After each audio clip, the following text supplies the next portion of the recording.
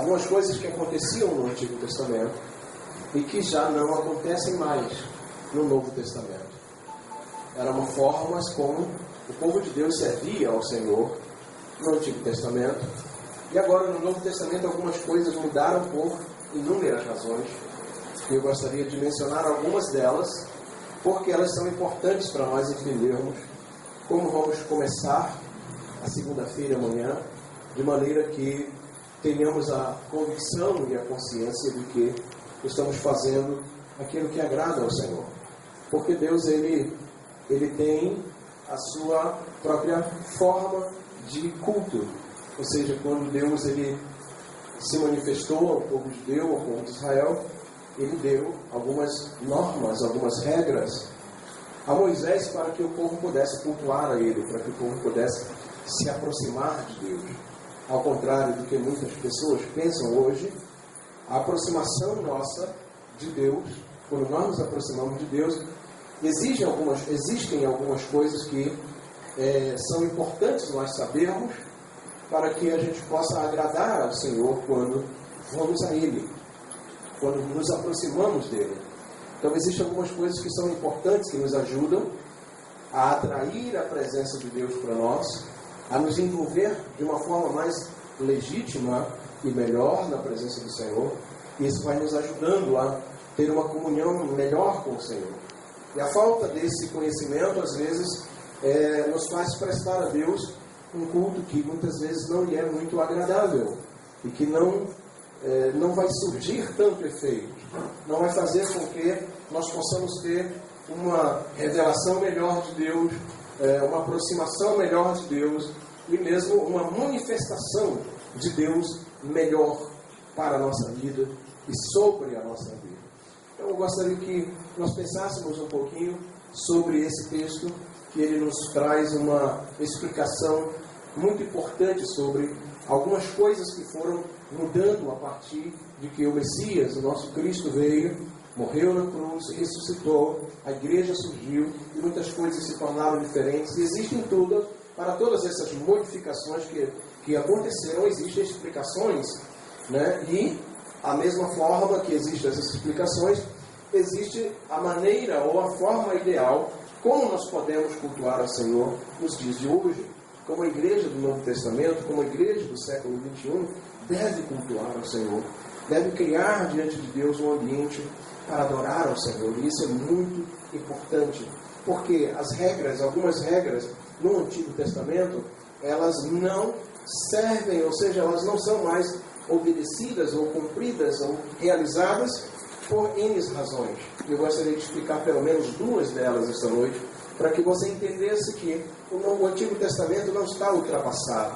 O Antigo Testamento não foi deixado para lá. O Antigo Testamento não é algo que deve cair no esquecimento, porque são muitas leis e muitas regras que não se pode cumprir. Essa não é a verdade, não é assim.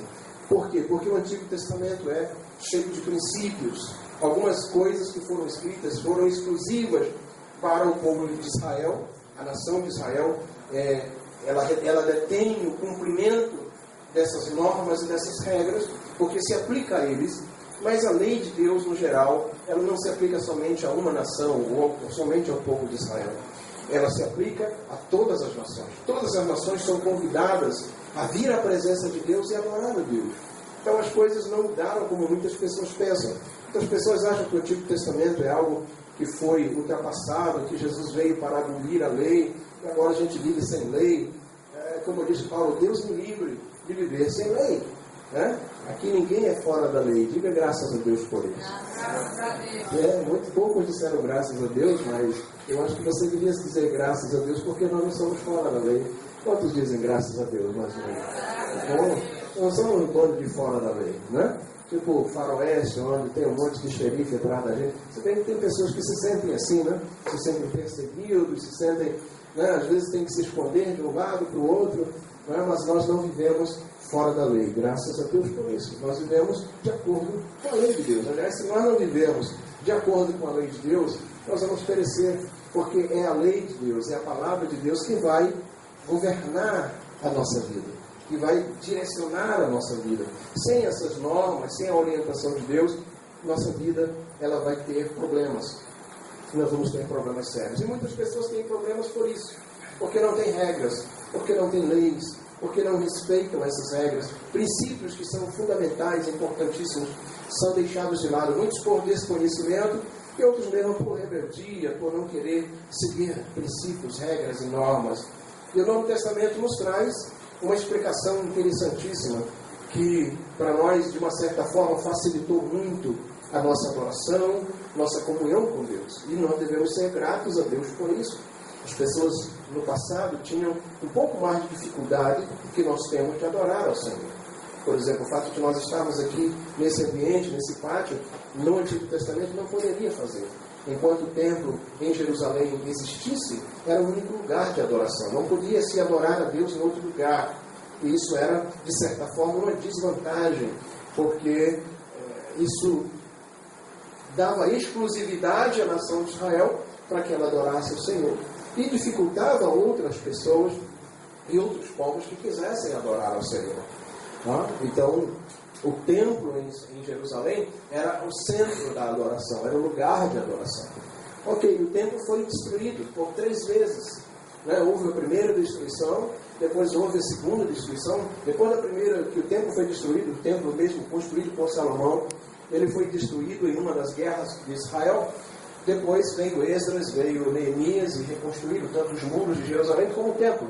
Aí veio então o segundo templo, que durou até o tempo de Cristo. Até quando Jesus veio, ainda existia o segundo templo. E existem muitos momentos do Evangelho que contam fatos que aconteceram dentro desse segundo templo que estava erigido.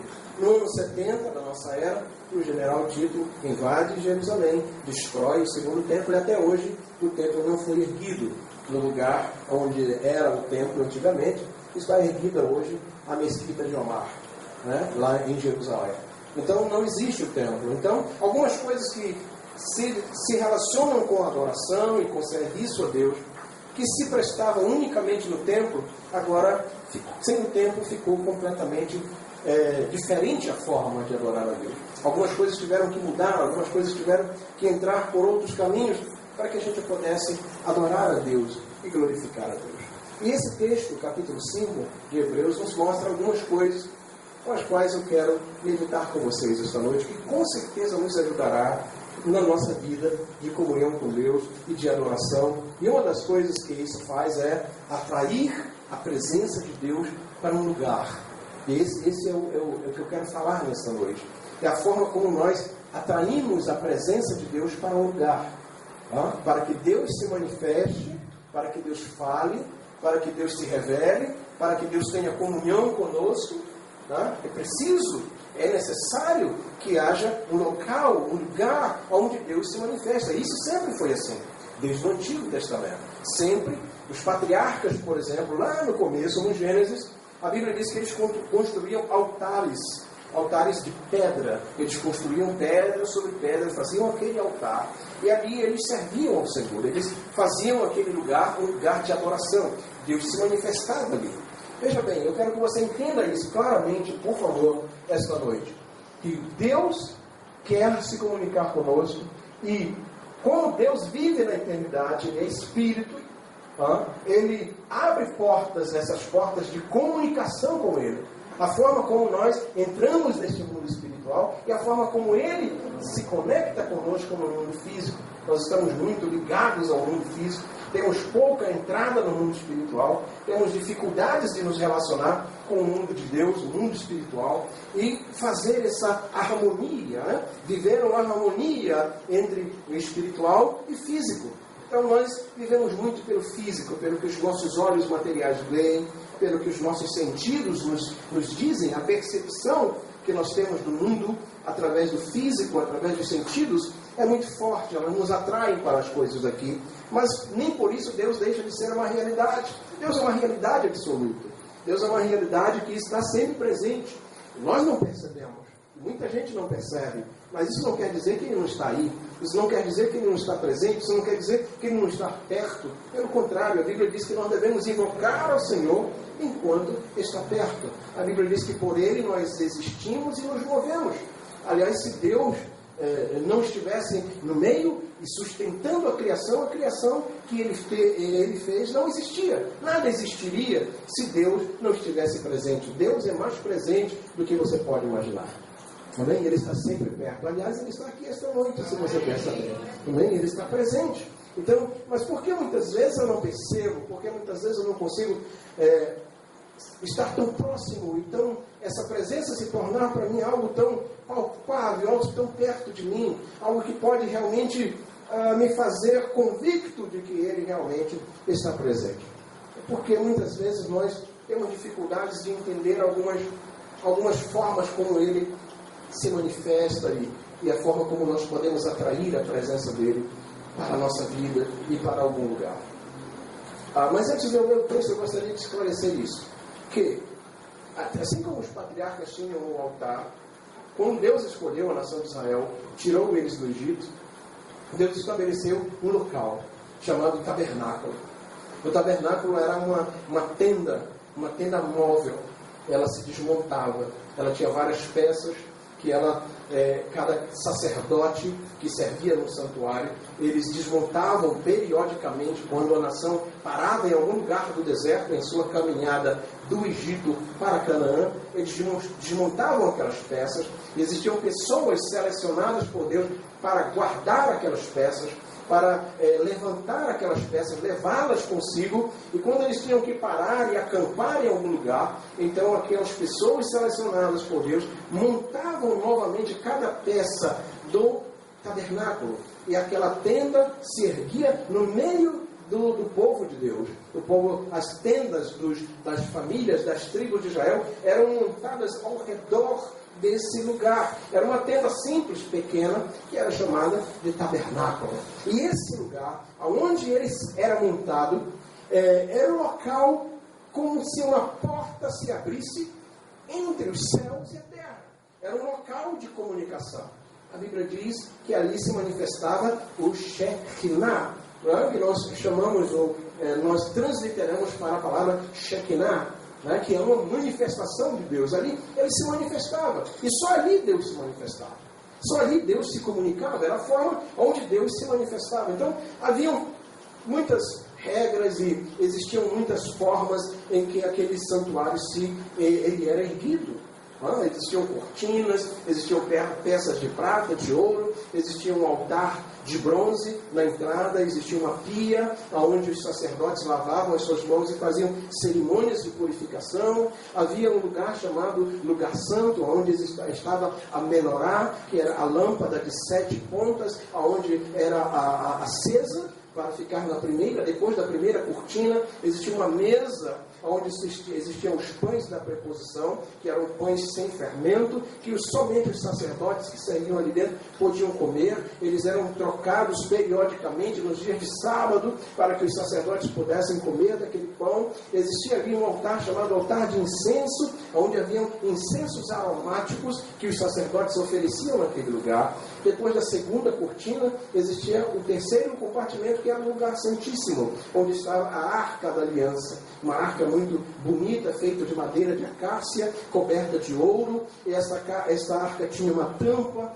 que se chamava propiciatório, e nessa tampa havia a escultura de 2 querubins, que são seres espirituais alados, ou seja, que têm asas, e as suas asas, eles ficavam de frente um para o outro, e as suas asas tocavam um na asa do outro. E era nesse lugar chamado propiciatório, essa tampa completamente de ouro que tampava essa arca, era o local onde a Shekinah, ou a Shekinah de Deus, ela se manifestava. E nesse lugar, somente o sumo sacerdote entrava uma vez por ano. O sumo sacerdote, naquela época, era o irmão de Moisés, chamado Arão, escolhido por Deus para ser o sumo sacerdote. Então havia toda uma cerimônia para que entrasse. Essa cerimônia, que é chamada cerimônia da expiação. A expiação era feita uma vez por ano, por toda a nação. Se trazia um cordeiro, um macho, que não tinha defeito, não tinha manchas, e era oferecido em sacrifício em favor de toda a nação. E o sumo sacerdote pegava uma vasilha com o sangue daquele animal que tinha sido imolado e oferecido em sacrifício lá no altar de bronze na entrada dessa tenda chamada tabernáculo, e entrava nesse lugar santíssimo. né? E dizem alguns historiadores, algumas tradições, que ele entrava com uma corda amarrada na cintura. E na bainha das suas vestes existiam campainhas que faziam barulho enquanto ele estava lá se movimentando e ministrando, e isso era o sinal de que ele estava vivo. Por que essa corda amarrada, dizem os historiadores? Porque se ele entrasse ali impuro, se ele entrasse em pecado, ele morreria afunhado ali mesmo. A presença de Deus estava lá de uma forma muito clara, muito viva. Então ninguém podia entrar lá para tirar. Cada um que entrasse um atrás do outro ia morrendo. Então se ele caísse lá morto, sem vida, ele era puxado por essa corda. Dizem esses historiadores, alguns comentaristas falam isso. Ele era puxado pela corda para que o seu cadáver não ficasse lá dentro. Ok, esse era o lugar onde Deus se manifestava. Esse era o lugar onde a manifestação da glória de Deus estava. E durante toda a viagem da nação de Israel, do Egito até Canaã, esse era o lugar onde Deus se manifestava. Esse era o lugar da manifestação da glória de Deus. Era o contato com o mundo espiritual, era o contato com Deus. Em nenhum outro lugar da terra isso acontecia.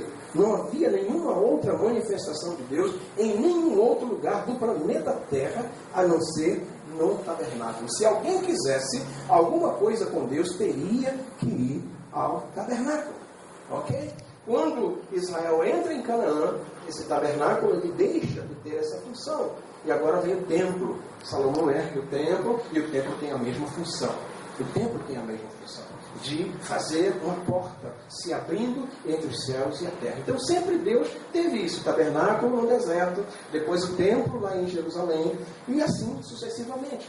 Deus sempre tem um ponto, um local onde ele se manifestava geograficamente. E ninguém podia chamar a presença de Deus em outro lugar porque ele não se manifestava. A manifestação de Deus começou a sair do templo quando surgiram os profetas.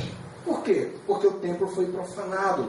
Muitos reis de Israel pecaram contra Deus, se desviaram da palavra de Deus, profanaram o templo, erigiram deuses, estátuas de outros deuses que não eram deuses em Israel. Então, Deus começou a se revelar aos profetas. Muitos profetas, como Elias, como Eliseu, como Isaías, como Jeremias, Daniel, Ezequiel e muitos outros, começaram a ter a manifestação de Deus fora desses ambientes.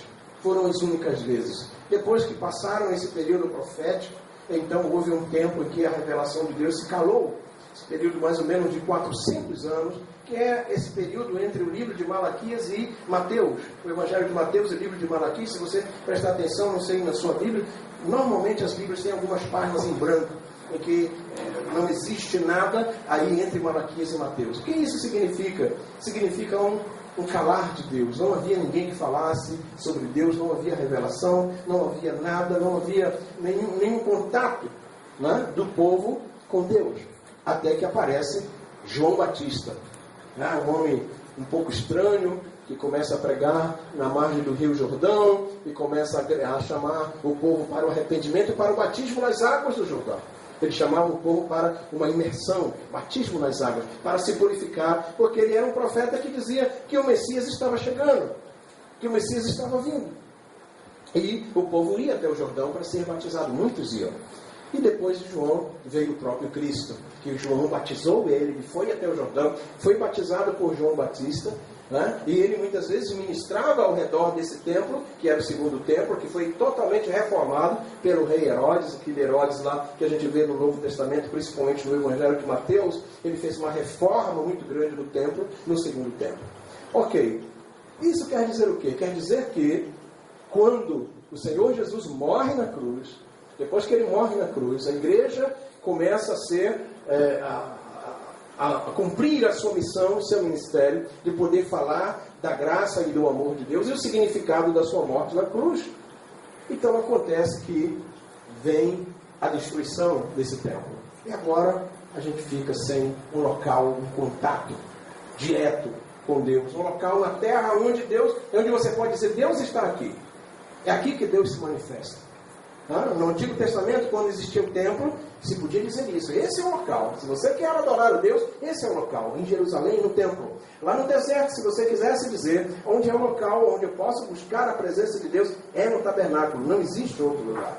Entende? Então, isso acabou. Por que acabou? Por causa do templo que foi destruído.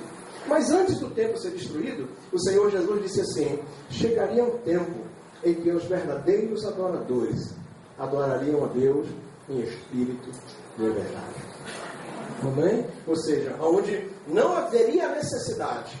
E aqui está a minha mensagem. Eu dei toda essa introdução para você entender aonde eu quero chegar. A mensagem que eu quero ministrar esta noite é exatamente essa.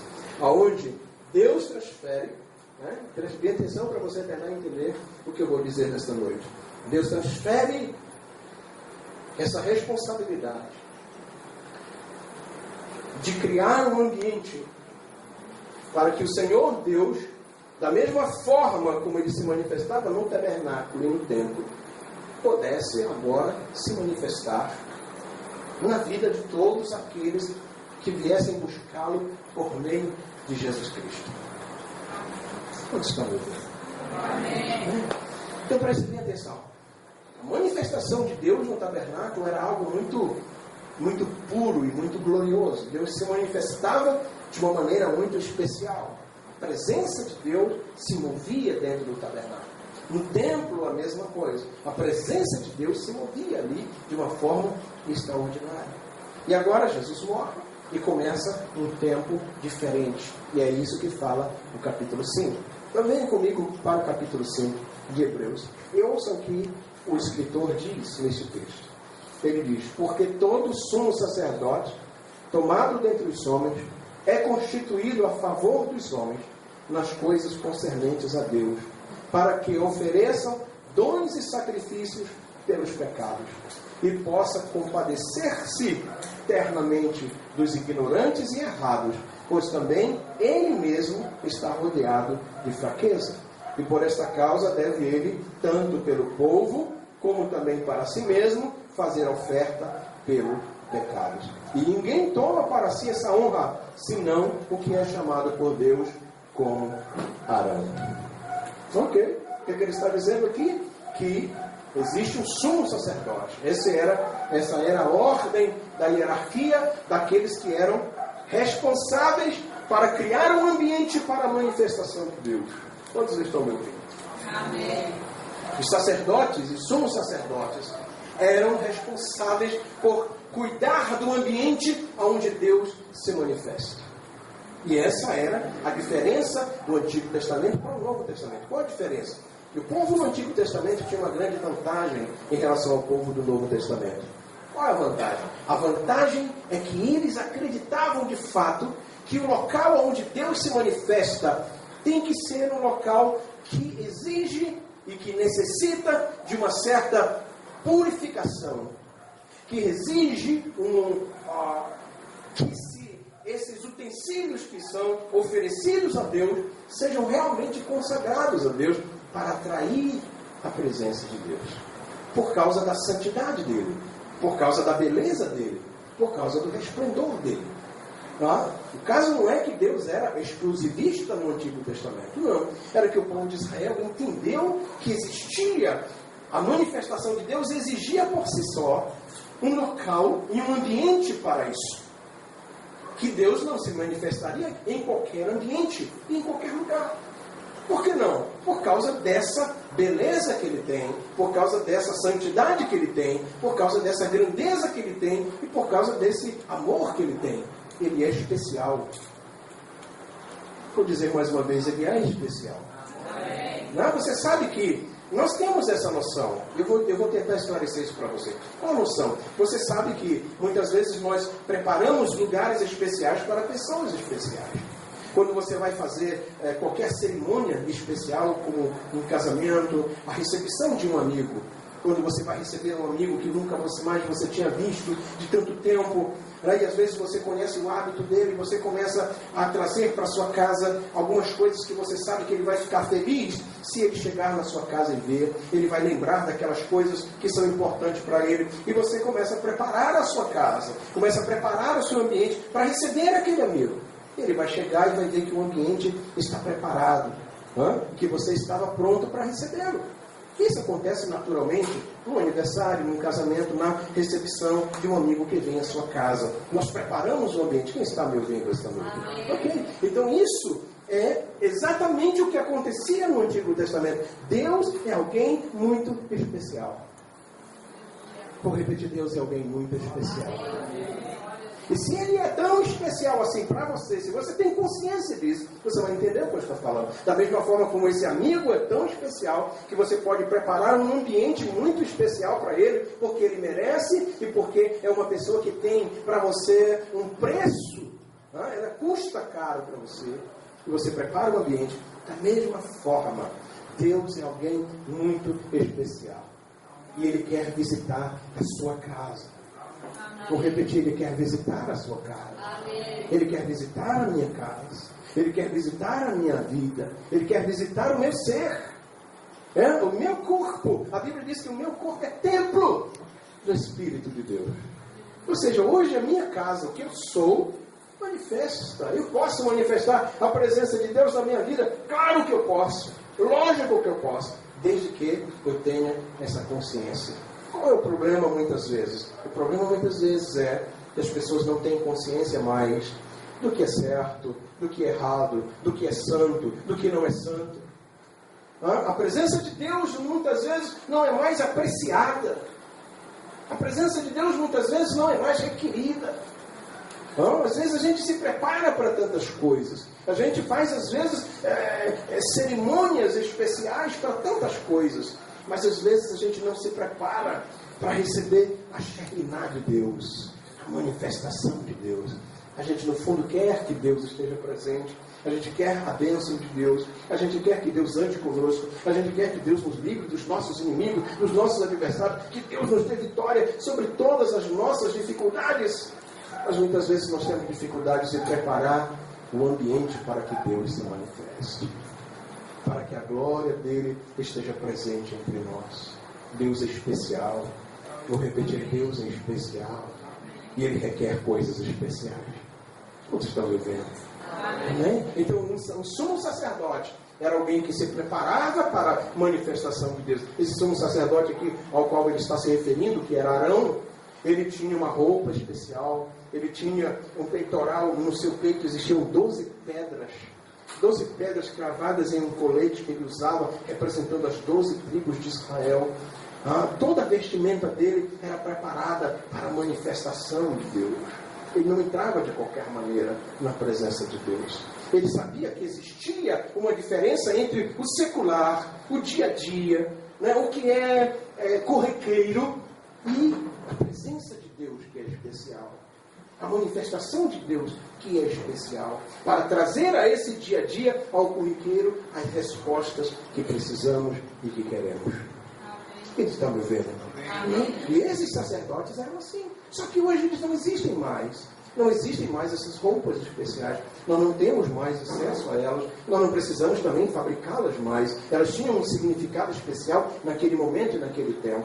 Hoje, para nós, principalmente aqui em Castanhal, num calor como esse, vai ser difícil usar uma roupa igual aquela. Até o paletó abençoado tem dificuldade de usar. E se alguém pensa que para pregar no púlpito tem que ter paletó, eu estou em pecado já essa noite. Me perdoe pelo meu pecado do paletó. Ok? Entende? Então hoje nós não temos mais essas. Porém, existe o princípio que ficou. O princípio de que existe a necessidade da preparação de um ambiente para que Deus possa se manifestar. Quantos estão me ouvindo? Amém? Por quê? Porque às vezes nós queremos a presença de Deus, nós queremos a manifestação de Deus e nós queremos ter uma experiência com Deus, mas não queremos nos preparar para que essa manifestação de Deus, ela aconteça. Quantos aqui querem? Quantos aqui almejam? Quantos aqui gostariam? Quantos aqui desejam a presença dele? Amém. De verdade? Amém. Aleluia. Que bom que você deseja. Eu também desejo. Eu quero a presença dele neste lugar. Eu quero a presença dele na minha vida. Eu quero a presença dele na minha casa. Eu quero a presença dele na minha família. Mas a pergunta é, como eu faço? Ou o que eu estou fazendo para que a presença dele se manifeste de uma forma poderosa e especial na minha vida? O que eu estou fazendo? Porque aqui diz o texto E esse sumo sacerdote, ele se preparava, e como ele fazia? Ele fazia sacrifícios por ele e fazia sacrifícios pelo povo, para preparar o povo e para que ele mesmo se preparasse para a manifestação de Deus. Mas hoje nós não oferecemos mais esses sacrifícios, esses animais, esse tempo, já não, no tempo que nós vivemos isso não cabe mais. Então o que vamos fazer? Então leia comigo, o texto diz o seguinte. Versículo 4, eu terminei no versículo 4 que diz: ninguém toma para si essa honra, senão o que é chamado por Deus como Arão. Ou seja, ele estava dizendo que o sacerdócio de Arão era um chamado de Deus, e que eu não posso me nomear sacerdote. Eu não posso chegar aqui e dizer: irmãos, a partir de hoje eu sou um sacerdote. Estou me nomeando, eu sou um sacerdote. Eu estou me nomeando um pastor, eu estou me nomeando um apóstolo, eu estou me nomeando um sei lá o quê. Ele diz: ninguém toma para si essa honra, a não ser que seja chamado por Deus para fazer isso. E Jesus, aí ele fala de Jesus, vamos aqui, rapidinho, eu já estou terminando. No versículo 5, assim também Cristo não se glorificou a si mesmo para fazer como sumo sacerdote, para se fazer sumo sacerdote, mas aquele que diz: tu és meu filho, hoje te gerei, como também diz no outro lugar: tu és sacerdote eternamente, segundo a ordem de Melquisedeque, o qual nos dias da sua carne, oferecendo com grande clamor de lágrimas, orações e súplicas ao que podia livrar-lhe da morte, foi ouvido quanto ao que temia. Não escute. Preste bem atenção no que eu vou lhe dizer. Se você entender isso aqui, você vai conseguir um contato direto com os céus nessa noite. Há uma porta que está aberta. Assim como no Antigo Testamento, no deserto, o tabernáculo era essa porta. Assim como no tempo do templo em Jerusalém, o templo era essa porta. A Bíblia diz que Jesus abriu uma porta que ninguém pode fechar. Existe uma porta, pastor, aberta diretamente com os céus hoje, que não é mais o templo e nem é o tabernáculo? Claro que existe. E é isso que eu quero dizer para vocês esta noite. Essa porta está aberta. Existe um contato direto. E assim como Deus se manifestava no Antigo Testamento, a sua presença era atraída para o físico através dessas portas abertas. Da mesma forma, no Novo Testamento, existe uma porta que se abre e os céus tem contato com a terra. E Deus se manifesta na sua Shekinah e na sua glória. Quem está me ouvindo? Isso é uma boa notícia, não é? Eu acho que é uma boa nova, não é? Eu acho que é uma boa notícia. Eu acho que muita gente precisa saber disso. Isso é uma boa notícia. Amém? É uma boa notícia. E o que o escritor Hebreus está dizendo? Ele está dizendo que Jesus se tornou sumo sacerdote. Então espere. Se Jesus é sumo sacerdote, então o sacerdócio não acabou. A cerimônia do Antigo Testamento não acabou. Ainda existe sumo sacerdote? Existe. Existe. Quantos existem? Só um. Ele se chama Jesus de Nazaré. Ele é o sumo sacerdote. Vou dizer mais uma vez para você nunca mais esquecer: Jesus é o sumo sacerdote. Então o sacerdócio não se acabou. Porque Jesus, quantos sabem que Jesus existe até hoje? Quantos sabem que ele vai existir para sempre? Então se ele existe para sempre e ele é sumo sacerdote, o sacerdócio não acabou. Para surpresa nossa, o sacerdócio no Antigo Testamento acabou com relação que Arão morreu. Arão já não existe mais, não existe aquelas roupas todas, mas existe um sumo sacerdote, que aliás está presente aqui esta noite, que se chama Jesus de Nazaré. Não existe um sumo sacerdote. Se existe um sumo sacerdote, pastor, existem os sacerdotes? Claro que existem os sacerdotes. Os sacerdotes que ministram no templo, que preparam um ambiente para Deus, que não deixa faltar pão na proposição, que não deixa a menorá se apagar, que não deixa que o incenso se acabe. Existe. E você me pergunta: pastor, onde é que eu encontro um sacerdote como esse nos dias de hoje? Olhe para a sua direita, olhe para a sua esquerda. Aí ele. Essa pessoa que está sentada ao seu lado é um sacerdote. Quantos sacerdotes vieram para o culto esta noite? Oh, que você entende isso então? Que bom que você entende isso. Por quê? porque o culto a Deus é preparado pelo sacerdote e pelo sumo sacerdote. Amém? Ou seja, nós somos responsáveis hoje, no Novo Testamento, pela preparação do ambiente para que Deus se manifeste. O lugar onde Deus vai se manifestar precisa ser preparado pelo sacerdote.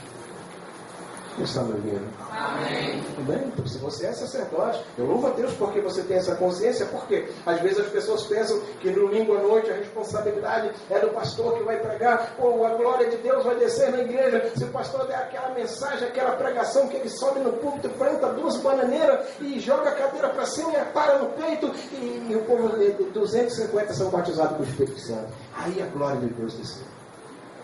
E às vezes as pessoas o pastor, quando começa a ministrar, um líder na igreja começa a ministrar, e aí parece que aquela mensagem já não é mais aquela coisa de arrebatar as multidões. Aí começa a importar gente de fora, chamam os estrelas, né? Aquelas pessoas que conseguem arrebatar multidões, para que o culto seja mais animado, para que o culto seja mais apreciado, para que o culto seja uma bênção, para que a glória de Deus se manifeste. Mas e onde estão os sacerdotes? Ou melhor, onde estão os sacerdotes que preparam o culto? Não, eles estão aqui. Quantos sacerdotes vieram para o culto do Senhor? Entende? Somos nós que preparamos este ambiente. Juntos, somos a igreja, uma nação de sacerdotes, para chamar a presença de Deus e para atrair a presença de Deus. Vocês estão me ouvindo? Oh meu Deus, louvado seja o nome do Senhor. Isso é uma função muito importante. Por que então isso não acontece, pastor? Porque muitas vezes nós nos sentimos assim. Porque muitas vezes você não entende o que é ser um sacerdote. Porque muitas vezes o sacerdócio é algo menosprezado e depreciado. Ser um sacerdote, você pode preparar um ambiente para que a presença de Deus se manifeste. Quando você está sozinho no seu quarto orando, prepara o ambiente porque a glória, a Shekinah de Deus vai descer lá dentro. Quantos estão me ouvindo? Vai descer lá dentro. Se você tem essa consciência, quando você vem para a casa do Senhor, num culto como esse, você imagina cada um de nós preparando um ambiente para Deus se manifestar, quando nós levantarmos um clamor, quando nós começarmos a louvar a Deus com uma canção, quando a mensagem de Deus começar a ser pregada, quando nós começarmos a orar e buscar a face do Senhor, o que vai acontecer? O Shekinah de Deus vai se manifestar no nosso meio. Aleluia. E por que não acontece? Porque às vezes não estamos preparando o ambiente. Às vezes as pessoas chegam na presença de Deus de qualquer maneira. Tem gente que chega muito invocada na presença de Deus. Tem gente que vem para a presença de Deus todo armado. Diz: hoje eu vou pegar Deus e vou arrebentar com ele. O camarada já vem: hoje o Senhor me escuta, ou então o Senhor me escuta. Entende? Que sacerdócio é esse, gente?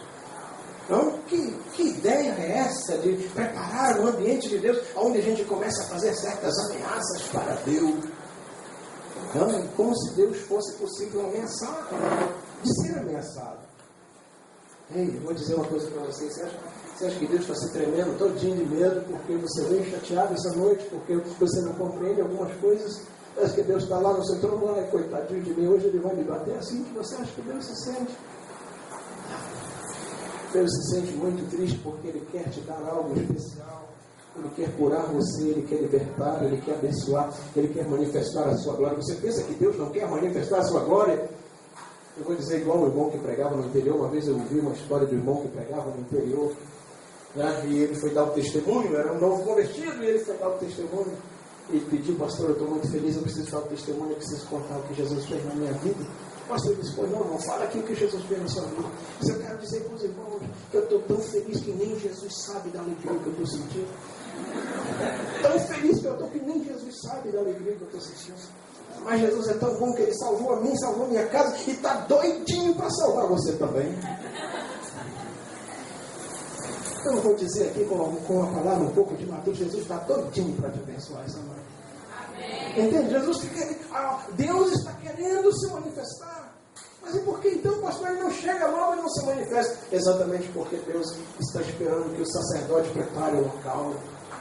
O incenso para nós hoje representa a nossa oração. Quando nós oramos, a Bíblia diz que a oração dos santos são incenso na presença de Deus. Cada vez que você ora, você está oferecendo incenso diante do Senhor. A casa se enchia de fumaça quando o incenso era oferecido. E hoje nós oferecemos incenso através das nossas orações. Significa o quê? Ah, pastor, eu não estou orando muito, então não tem incenso. Quando não tem incenso, está incompleto o culto. Vou repetir, quando não tem incenso, o culto está incompleto. Tem que haver incenso. Todos temos que oferecer incenso. Todos nós temos que orar. E quando nós oramos, a glória de Deus vai se manifestar. Amém? Então o que Deus quer? Ele quer fazer, claro que Ele quer fazer. Deus esta noite está esperando algumas coisas aqui. E quando essas coisas começarem, quando corações começarem a se abrir, quando o entendimento for clareado e a gente se colocar na posição certa, você vai ver o grande amor de Deus manifestado por você. Você vai ver o cuidado que Deus vai ter com a sua vida. Você vai ver como Deus vai se mover através da sua vida. Mas enquanto nós, no século 21, banalizarmos a presença de Deus e acharmos, porque estamos no tempo da graça, nós temos que fazer culto a Deus de qualquer maneira, e que Deus se manifesta de qualquer maneira, basta eu fazer assim, basta eu estalar o dedo e Deus vai se manifestar. Não, Deus se manifesta onde tem culto a Ele. Vou repetir, Deus se manifesta onde tem culto a Ele.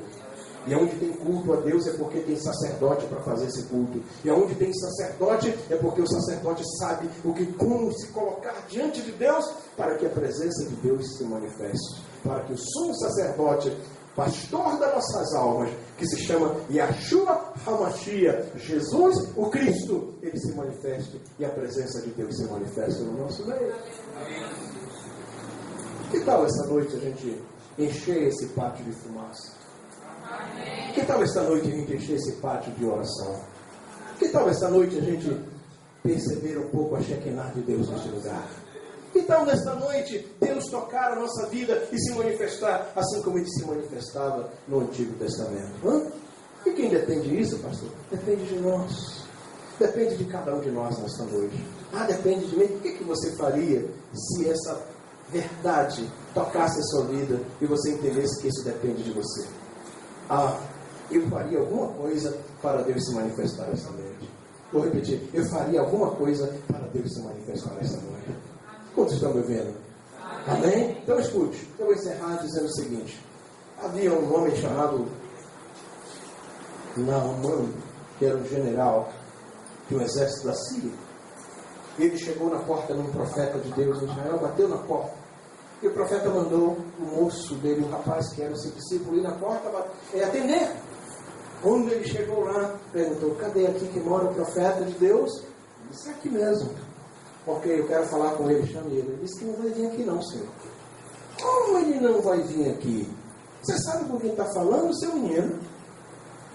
Eu acho que eu sei. Quem é o senhor mesmo? Eu sou o general Naamã. Eu sou o general dos exércitos da Síria. E eu vim aqui para falar com o profeta de Deus.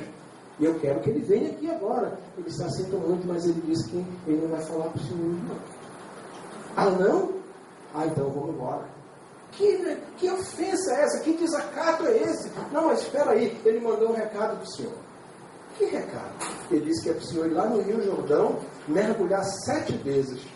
E na 7ª vez o senhor vai ficar curado. Porque ele tinha uma lepra. Ele era leproso. E ele ouviu falar que em Israel existia um Deus que curava de lepra. E o profeta disse, manda ele se molhar no Jordão, dá 7 mergulhos, e ele vai ser curado. Sabe qual foi a resposta dele? Aonde que é para me mergulhar? No Jordão. Não, eu tenho lá no meu país, eu tenho rios muito mais bonitos do que o Jordão. Por que ele não manda eu ir lá para lá? Vai no Jordão, essa água aí, não vou para essa humilhação. E foi embora. Ele foi embora, porque ele não queria se humilhar diante de Deus e fazer aquilo que Deus estava pedindo que ele fizesse. Ele se sentiu ofendido, ele se sentiu orgulhoso, ele se sentiu que ele sabia mais do que Deus, que ele conhecia mais do que Deus. e que ele não queria seguir normas e nem seguir regras e nem seguir orientações. Ele tinha um conceito sobre Deus. Muitas pessoas vão embora e muitas pessoas saem da presença de Deus igual Naamã. E muitas pessoas fazem a mesma coisa. Sabe por quê? Porque eles não entendem o agir de Deus. Porque eles não entendem e não compreendem a manifestação de Deus. Esse pátio é calorento demais. Esse pátio aqui é muito simples em relação a muitos templos que existem nessa cidade e fora desta cidade. Mas escute o que eu vou lhe dizer. Deus tem se manifestado neste lugar. E Deus tem estado aqui neste lugar. Não se engane com as aparências. Porque Deus está presente neste lugar. Se você olhar na televisão, mudar de canal, dificilmente você vai ver o meu rosto lá. Eu não sou um pregador de mídia e nem de multidões, não. De forma nenhuma. E talvez nunca serei. Porém, uma coisa eu sei. Que Deus se manifesta em nosso meio quando nós clamamos por Ele. Quantos estão me ouvindo? Ok. Então muitas vezes a gente cria